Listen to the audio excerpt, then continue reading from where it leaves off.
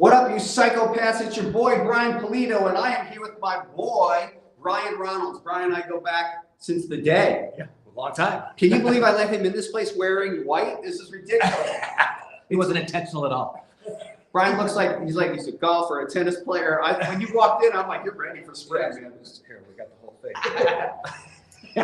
Brian and I go way back. We met on the Phoenix independent film scene, and thanks to Brian, his brother, and some other friends, pulled together money, and we made the movie The Graves, which we were lucky enough to play the After Dark Film Festival, played Sci-Fi Channel. Picked up by Lionsgate.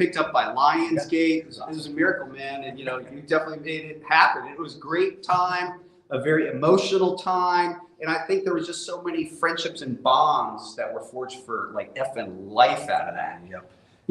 Even if Brian and I don't talk for a little while, like there's a handful of people that are on the speed dial where it's like, I need you now. Right? And it's like, we were just together yesterday. You know what I mean? Yeah. So it's like, drop what you're doing. I'm there. This is happening. Yeah. So Brian is one of those people for me. But I digress. We are here for the monthly raffle, which is a program of the Coffin Comics Sworn Club. Brian's going to help me out today. It's really simple. What we do here is we list every single solitary person that's in the Sworn Club. And we're going to pick your name randomly. And when we do it, you're going to be eligible to receive any of these fine things. So as an example, we're going to pick 3 names, and this is what anybody could get, a bunch of cool goodies, stickers, and stuff in these comics.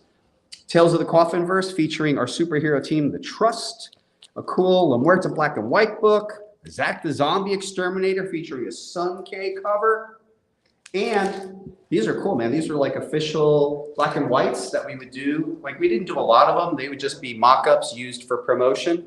So I think each person this month is going to get one. So without further ado, I'll show you how it's done. You'll do the second one. So we'll pick a name, but we can't show the whole name because people have not consented to show their whole name. So we do, this is Brandon G. Brandon G. Brandon G. You're getting this stuff. You're getting this stuff. I would be remiss if I didn't say some of the cool things that are going on and coming up at Coffin Comics, including next Friday, we launched the Sora Sung Artist Celebration. We're bringing in Sora all the way from Pennsylvania. I believe this will be her only appearance in the Southwest, and you are cordially invited to attend. Online, we're launching next Friday, but next Saturday, April 15th, right here at HQ from 12 to 5, Sora Sung will be here live. Come get her books, get some of the books from the celebration, get the books signed. It's going to be a monumental event. Love it. This is great. Yes. Customer service question here. Brian is saying he's trying to order. He's in Canada and the website doesn't work. What should he do? I find that hard to believe, but our website is coffincomicsshop.com. And if you have any challenges, please reach out to customer service at inquiries@coffincomics.com. Moonshine Mel will be happy to set everything straight. So thank you for that question.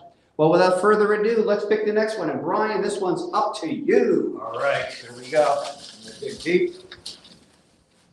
I know let's see here. Okay. It is.